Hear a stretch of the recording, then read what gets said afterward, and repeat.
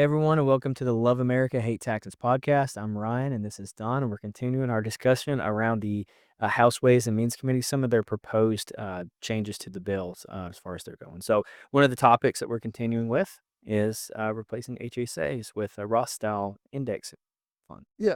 or whatever it is. Yeah. So HSAs, of course, is health savings account. You probably have heard about these through your employer.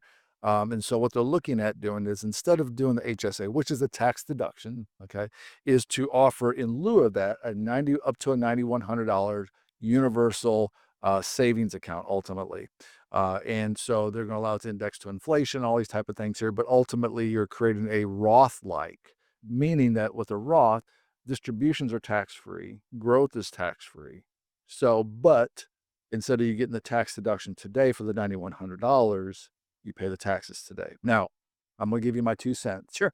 Taxes will never be lower than they are today. Yeah. Okay. I mean, we talk about this with $1 trillion and multiple $1 trillion of debt and stuff. Ultimately, there's going to have to be some payday.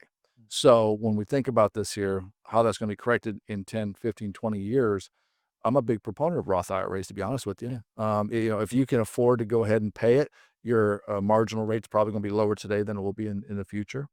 Now, there's some schools that say, listen, when you get retired, you're not. Let's say you make $300,000 today, you're not going to still need 300,000 retiree.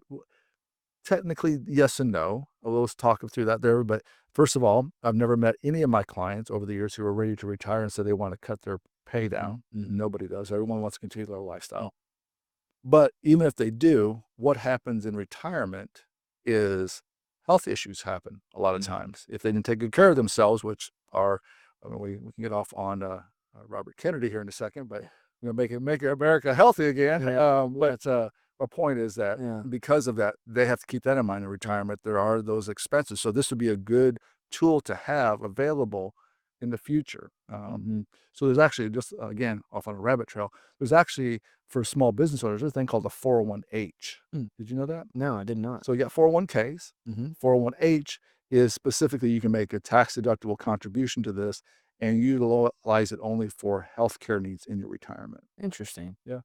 Like, Very few times it's discussed. do you think a lot of businesses take advantage of that or no?